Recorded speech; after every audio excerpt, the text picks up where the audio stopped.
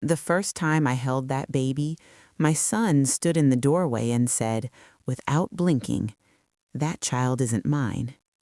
His voice was flat, no tremble, no crack, just a sentence dropped into the room like a plate shattering on tile.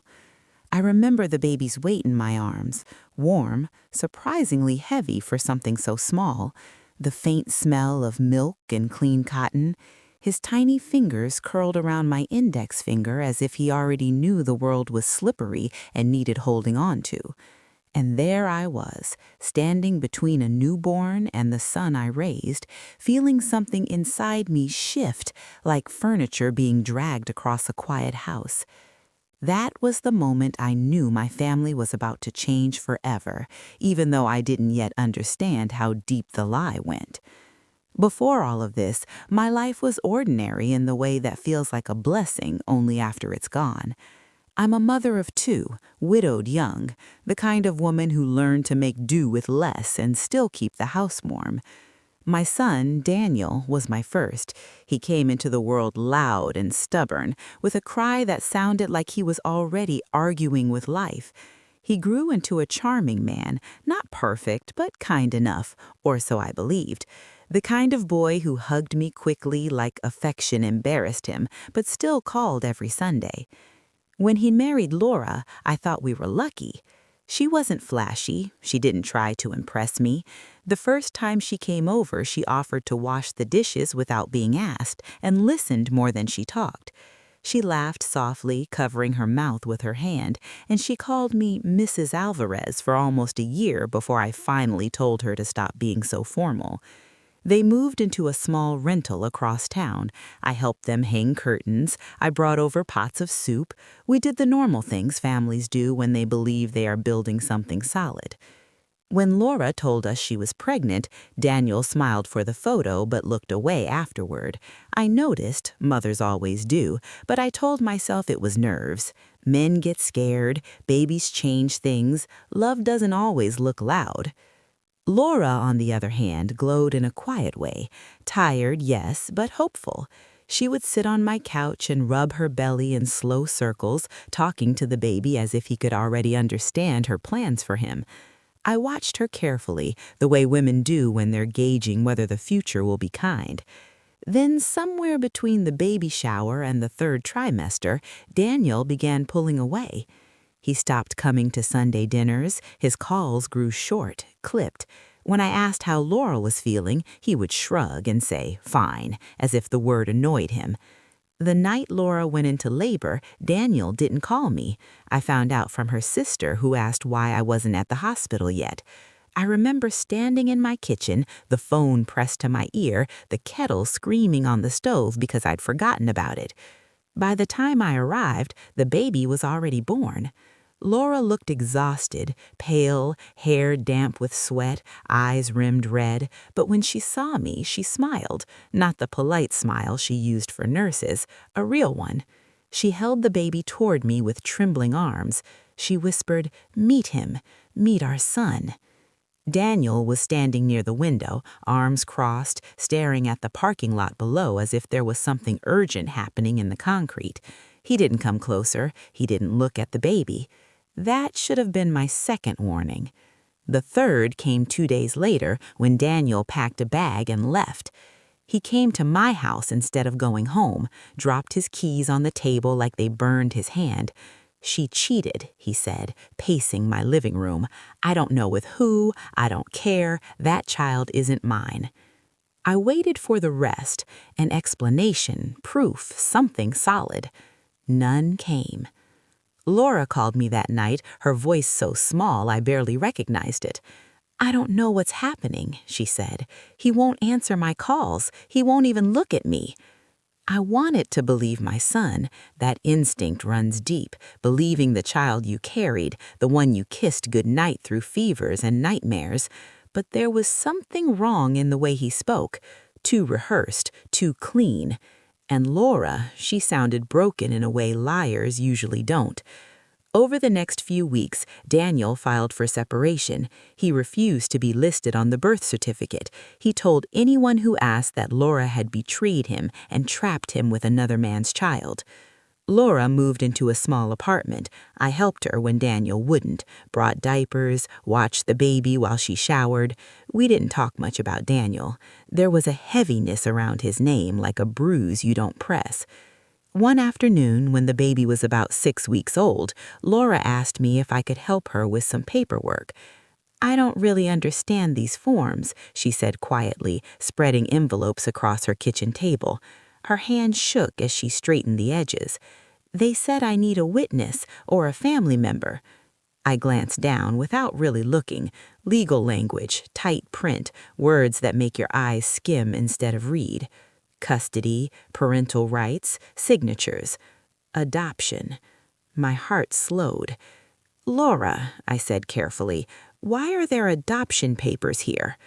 She didn't answer right away. She stared at the wall behind me, jaw clenched, as if bracing herself. "Daniel wants me to sign," she finally said.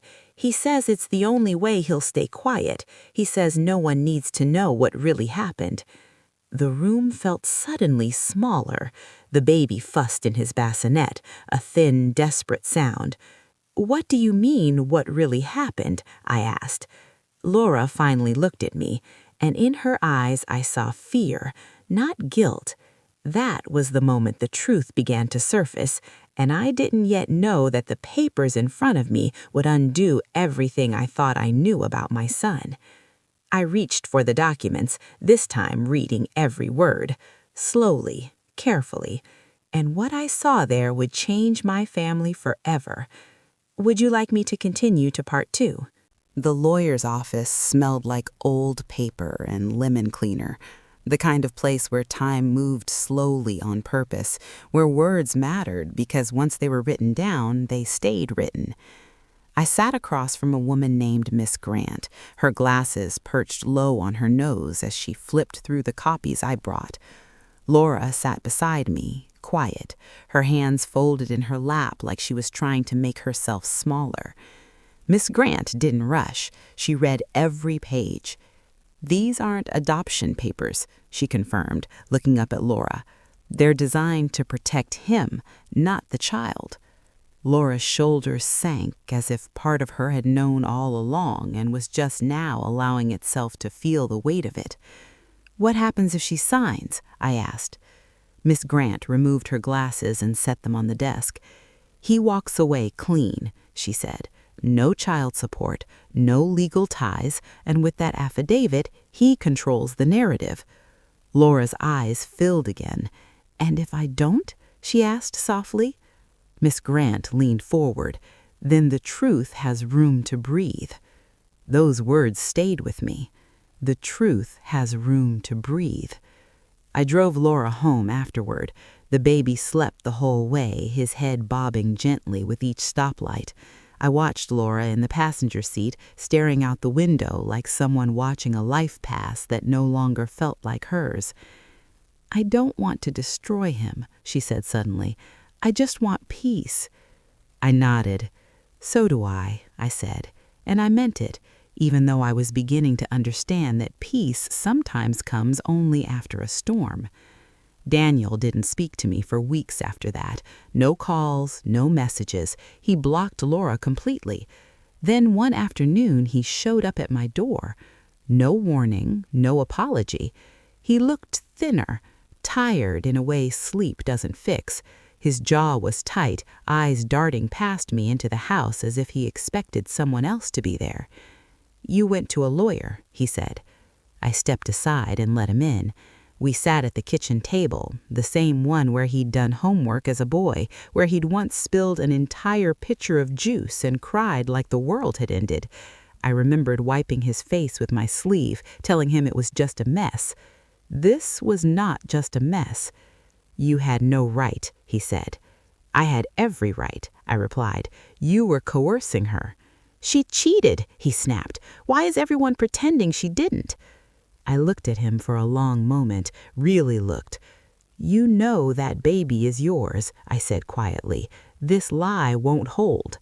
He laughed again, but this time there was fear underneath it. "You think you're so righteous. You don't know what it's like." "Then tell me what it's like to abandon your child." His face flushed. "She trapped me," he said. "She knew I was already—" He stopped. I waited. He swallowed. "She knew what?" I pressed. He stood abruptly, pacing the kitchen. "I wasn't ready. I had another life, plans. She ruined that." The words hit me harder than I expected. "She didn't ruin anything. Your choices did." He turned on me then, eyes sharp. "If this comes out, my career is over. Her husband will come after me. Everyone will know." I folded my hands on the table to keep them from shaking. "And what about your son?" I asked. "What about his life?" Daniel hesitated, just for a second. "That kid will be fine. He has her. He doesn't need me." Something inside me broke then, not loudly, but cleanly. "You're wrong," I said. "Every child needs to know they weren't discarded." He scoffed. "You're choosing her over me." I stood. "I'm choosing what's right. If you can't stand on that side with me, then yes, I'm choosing differently." He stared at me as if seeing me for the first time. "You'll regret this," he said. "Maybe, but I won't regret protecting a child." He left without another word. The weeks that followed were slow and heavy. Daniel filed for child support. A paternity test was ordered. Daniel fought it, delayed, argued, tried to settle quietly. He called me once, late at night, his voice softer, almost pleading. "If you help me make this go away, I'll come back. We can be a family again." I stared at the dark window, my reflection older than I remembered. "We were a family when you told the truth. We're not one now because you won't." The test results came back on a Thursday, 99.9%. I sat in my car outside the courthouse for a long time after reading them.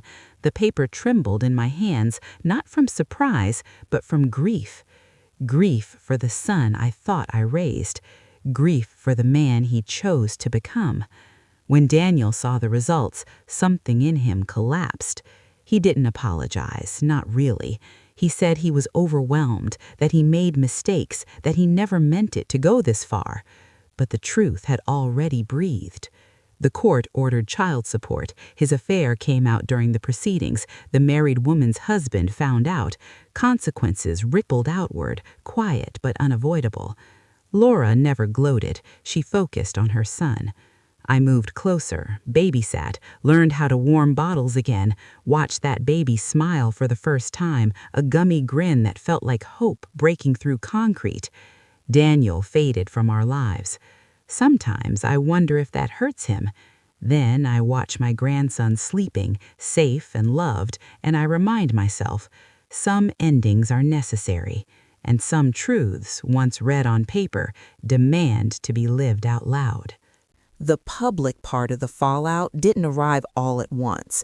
It seeped in, quiet and uncomfortable, like water under a door you didn't realize was open. Daniel's name started coming up in conversations where it never had before. A neighbor asked me, gently, if everything was all right with him. Someone from church stopped inviting me to sit with them. People weren't cruel, they were careful, and sometimes careful hurts more than outright judgment. Laura, on the other hand, became invisible to most of them. Single mothers often do. I watched her navigate the world with a stroller and a spine that never quite relaxed. She smiled when spoken to, thanked people too much, apologized when her baby cried in public. The kind of behavior that comes from being told over and over that you are an inconvenience. I saw myself in her more than I expected. When I was younger, when my husband died suddenly and left me with 2 children and a mortgage I barely understood, people had looked at me the same way, with sympathy that quickly turned into impatience. I wasn't about to let that happen to her. So I became louder in the quiet ways. I showed up to pediatric appointments and asked questions. I corrected people gently when they said, "The baby's father isn't around," by saying, "He has a grandmother who is." I posted photos, not for attention, but for record, proof that this child was loved, claimed, seen. Daniel noticed. He sent a message one evening, just a sentence, "You're making me look bad." I stared at the words for a long time before replying. "No," I typed back. "Your choices did that." He didn't respond. The first time he saw the baby after the court ruling was accidental. We ran into him at a grocery store of all places, the kind of ordinary setting that makes everything feel sharper. Laura was reaching for bread when she froze. I followed her gaze and saw Daniel at the end of the aisle holding a basket, staring at us like we were a mirage. The baby started fussing. Daniel took a step forward, then stopped. "Hi," he said, finally. Laura nodded, her mouth set in a straight line. He looked at the baby, really looked this time. His eyes flickered, something unreadable passing through them. "He looks healthy," Daniel said. "Yes," I replied, "he is." There was a moment, a thin, trembling moment, where I thought Daniel might reach out, might ask to hold him, might say something real. Instead, he straightened. "I didn't come here for this," he said. "I just wanted to get groceries." "So did we," I said. He walked away. Laura didn't cry until we were in the car, not sobbing, just silent tears, the kind that slide down without permission. "I thought," she whispered, "maybe seeing him would make him change." I reached over and squeezed her hand. "Change doesn't come from sight, it comes from courage." She nodded, wiping her cheeks.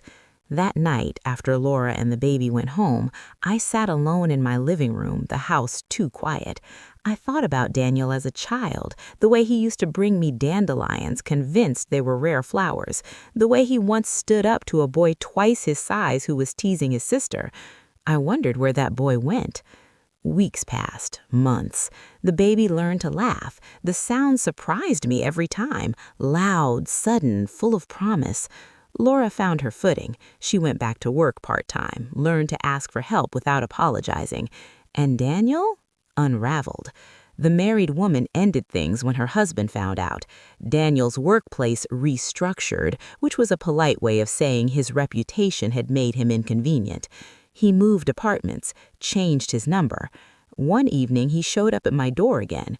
He looked worse this time, hollow, his confidence stripped down to something brittle. "I made a mistake," he said.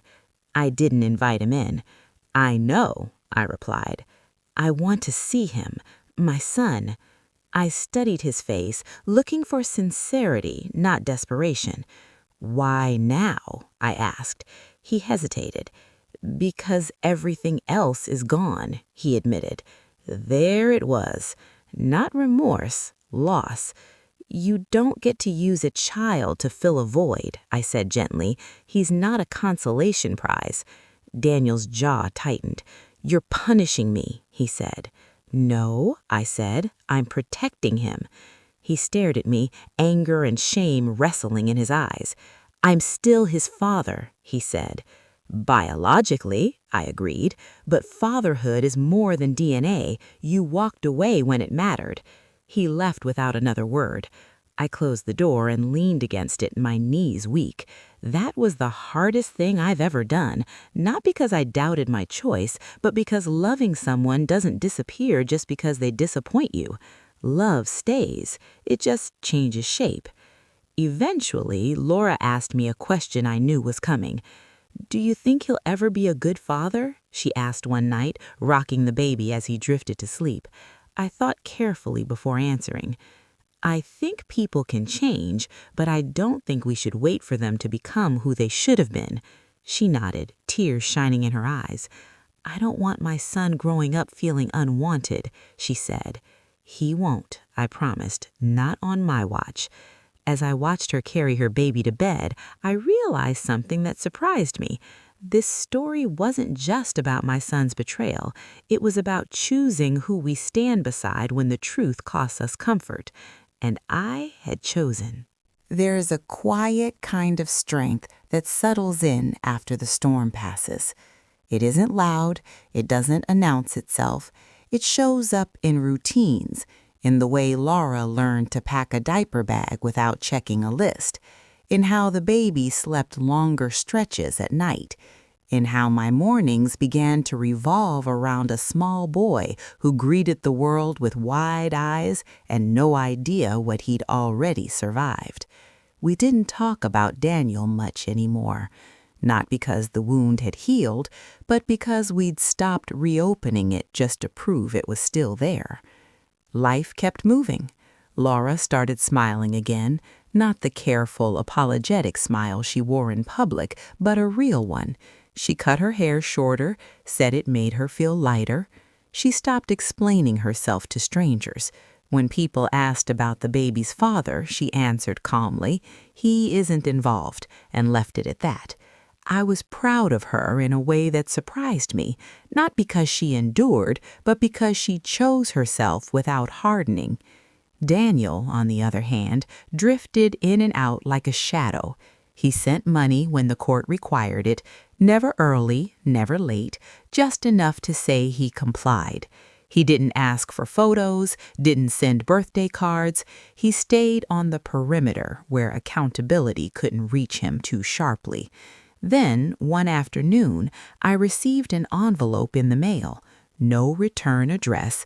Inside was a letter written in handwriting I knew as well as my own. Mom, I hear things. People talk. I know what you've been saying about me. I didn't expect you to turn everyone against me. I hope you're happy. I read it twice, then folded it carefully and placed it in the drawer with other things I no longer needed but wasn't ready to throw away. Old photos, expired warranties, a life that used to be simpler. That evening, Daniel called. "You enjoying this?" he asked. "Enjoying what?" I replied. "Watching me fall apart, playing hero?" I took a breath. "I'm not playing anything," I said. "I'm living with the consequences of your choices, same as you." "You could have helped me," he said. "You could have made this quiet." "And you could have told the truth," I replied. Silence stretched between us. "You don't recognize me anymore," he finally said. I closed my eyes. "You're looking at a mother who learned something too late. I raised you to avoid shame instead of facing it. That part is on me." He didn't know what to say to that. Neither did I. We hung up without resolution. Time has a way of clarifying things. As my grandson grew, I saw pieces of Daniel in him, the same stubborn chin, the same deep focus when learning something new. It hurt more than I expected, but it also reminded me that children aren't extensions of our mistakes. They're chances to do better. One afternoon, when the baby was almost a year old, Laura sat across from me at the same kitchen table where all of this began. "I got a job offer," she said. I smiled. "That's wonderful. It's in another city, not far, but far enough to feel like a fresh start." I felt a small ache in my chest, the good kind, the kind that means growth. "You should take it," I said. She nodded, relieved. "I wanted to ask how you'd feel. I don't want to take him away from you." I reached for her hand. "You're not taking him away, you're taking him forward." She cried then, quietly, gratefully. The move was simple, boxes, lists, goodbyes that didn't linger. I helped set up her new place, hung curtains again, a different set in a different house, but with the same care. On the last night before she left, Daniel showed up. I hadn't told him, Laura hadn't either, someone else must have.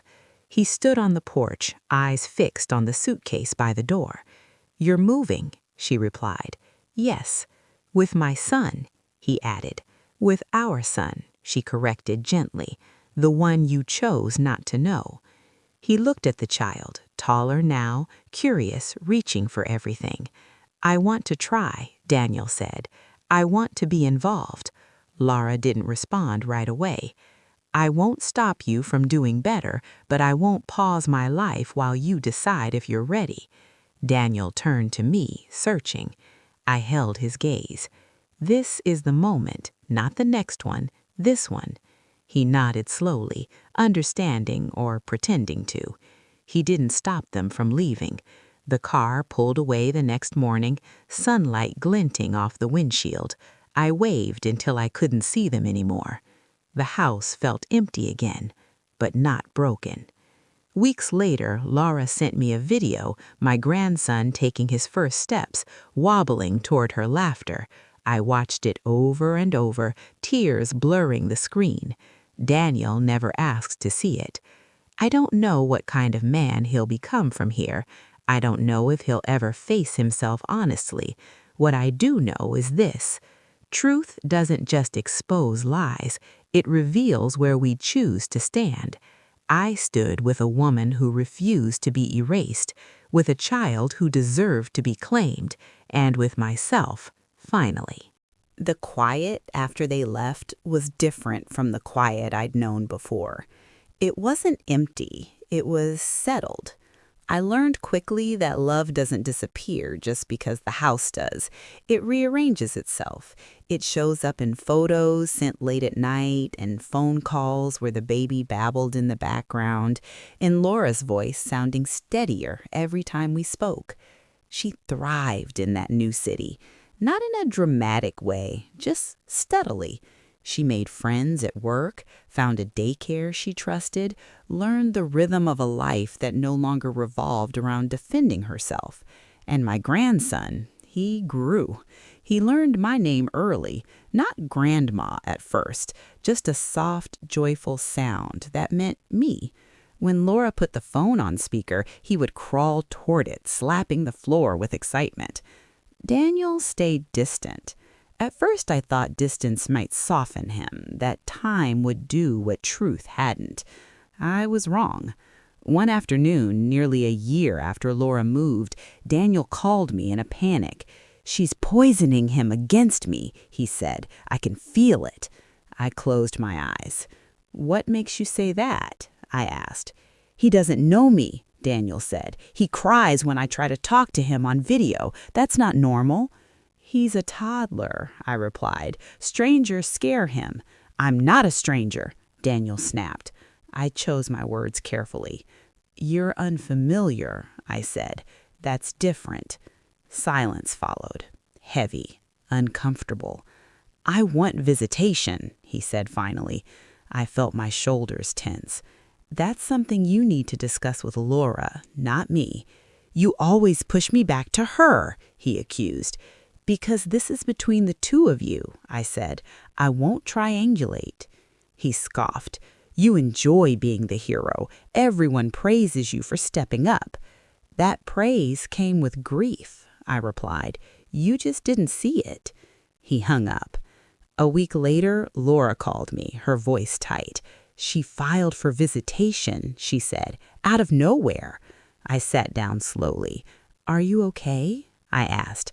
"I'm not scared. I'm just tired." We talked for a long time that night, about boundaries, about safety, about what consistency really looks like for a child. When the mediation date arrived, Laura asked if I would come, not to speak, just to sit in the room. I said yes. Daniel barely looked at me when we arrived. He looked thinner again, worn down by the consequences he kept trying to outrun. The mediator asked questions, calm ones, predictable ones. "How often have you seen your son? What kind of relationship do you have? What support have you provided beyond what was ordered?" Daniel stumbled, not dramatically, just enough. Laura answered simply, truthfully, without venom.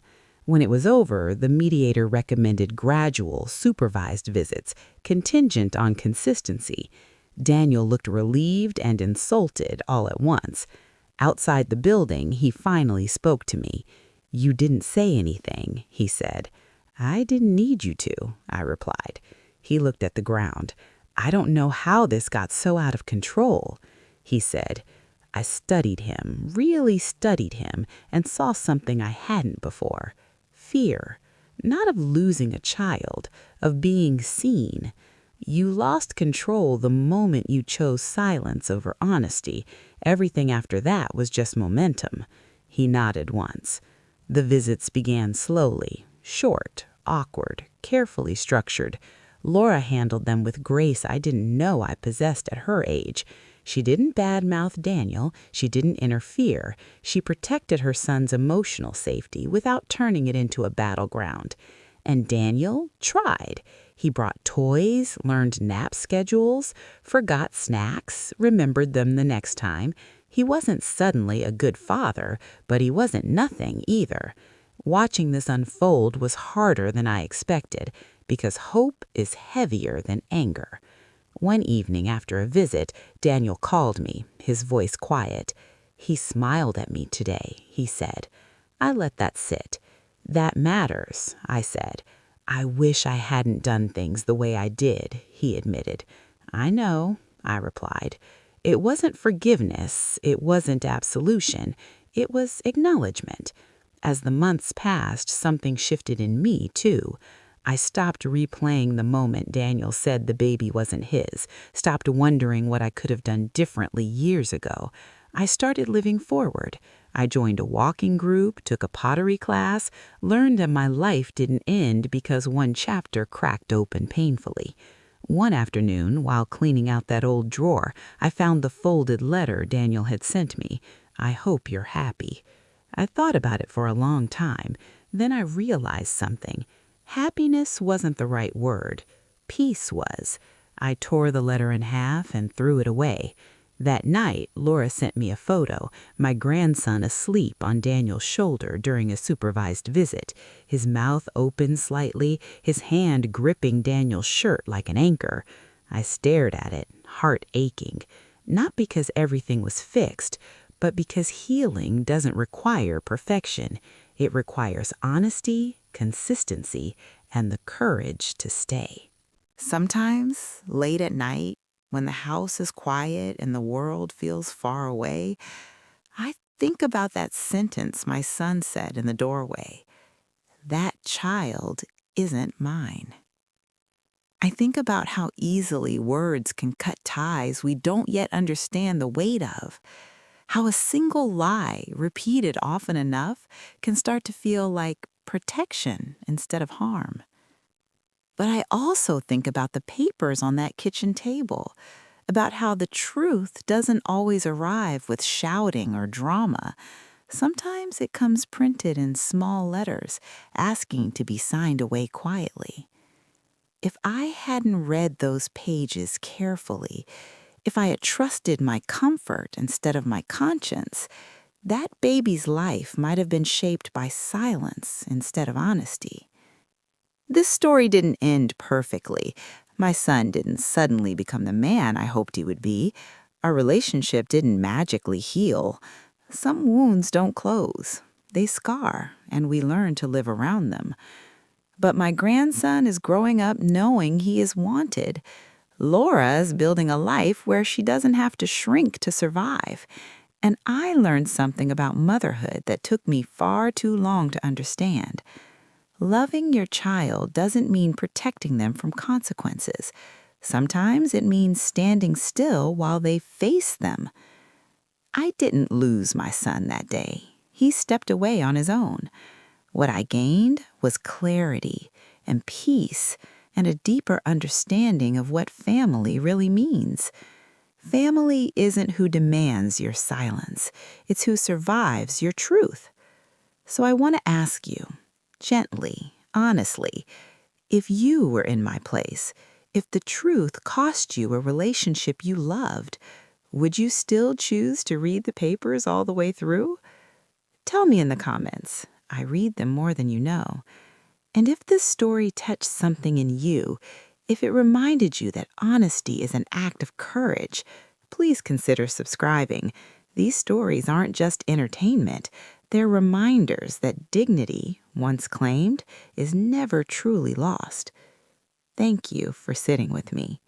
Until next time.